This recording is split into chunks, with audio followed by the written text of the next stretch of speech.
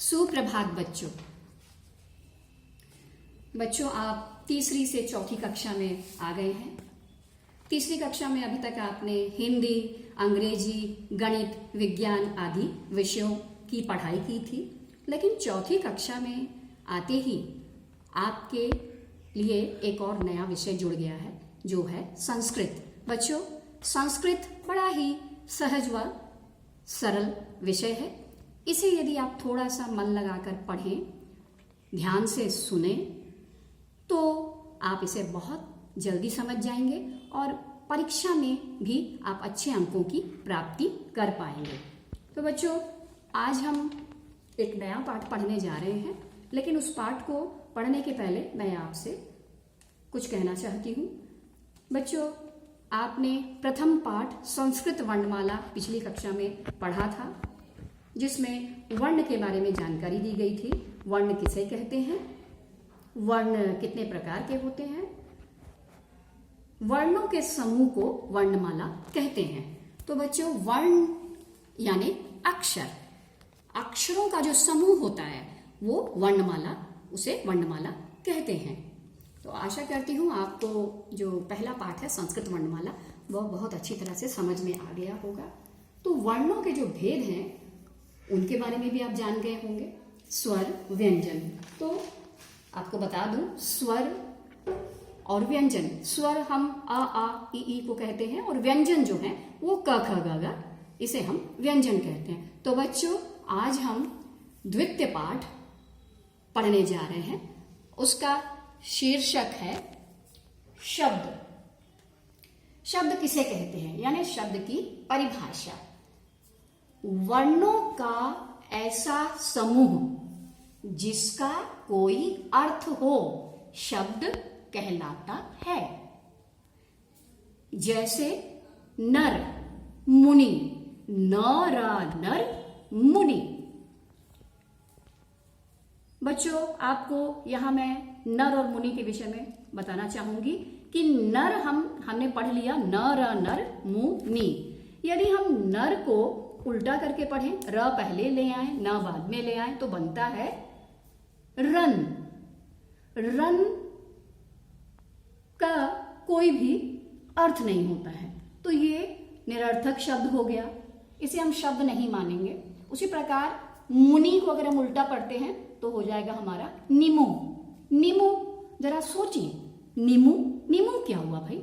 निमु का भी कोई अर्थ नहीं होता है। तो अगर हम शब्दों को सीधे पढ़ते हैं तो ही नर, मुनि, तो ही हमारा अर्थ बनता है। नर यानी आदमी, मुनि यानी ऋषि मुनि, जो साधु संत जो होते हैं, इनका अर्थ बनता है। बच्चों, अब शब्द के प्रकार। शब्द दो प्रकार के हैं। पहला स्वरांत, दूसरा व्यंजनांत। स्वरांत, ध्यान दें, स्वरांत किसे कहते हैं? स्वर अंत वाले, यथा यानी जैसे। राम देखें, र जोड़ आ, क्या बना? रा। अब मां को तोड़ेंगे, म जोड़ अ, यहां देखें, राम, र जोड़ आ, रा जोड़ म जोड़ अ पर ध्यान दें, यानी म। आप अपने आप बोल कर देखें, म। हमने म कहा तो म, अ, अंत में अ की ध्वनि सुनाई पड़ रही है। यानी जिन शब्दों के अंत में, यानी स्वरांत, जिन शब्दों के अंत में अ सुनाई पड़े, उन्हें ही हम स्वरांत कहते हैं। बच्चों, अब दूसरा देखें, व्यंजनांत।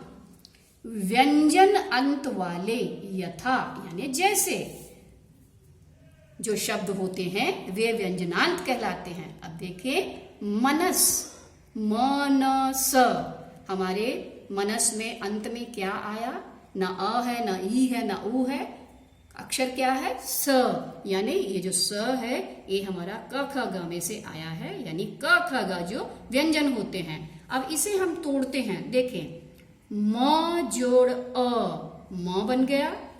फिर जोड़ न जोड़ अ जोड़ स। अब यहाँ ध्यान दें, यहाँ हलंत हैं, व्यंजन जो है हमारे ये जो अक्षर हैं क ख ग वाले, यहाँ हलंत लगता है। इनकी पहचान है, व्यंजन जो शब्द हैं क ख ग वाले उनके निचले हिस्से में हलंत लगता है। अब यहाँ ध्यान देने योग्य एक बात है, आप देखें यहाँ मैंने नोट लिखा है, अ स्वर की कोई मात्रा नहीं है, इसलिए ध्यान दें कि क हलंत जोड़ अ। फिर देखें त हलंत जोड़ अ, क्या बन गया हमारा त।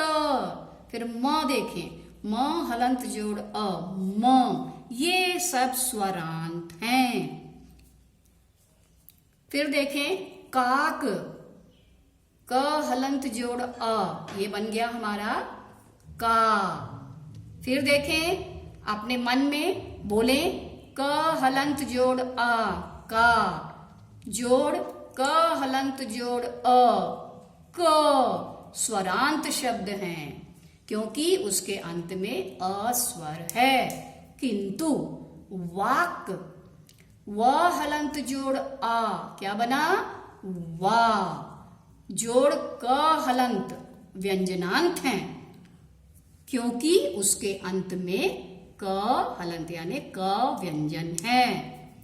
बच्चों अब आप देखेंगे स्वरांत शब्द और व्यंजनांत शब्द, यहाँ मैंने कुछ शब्द लिखकर बताए हैं, आप उन्हें ध्यान दें।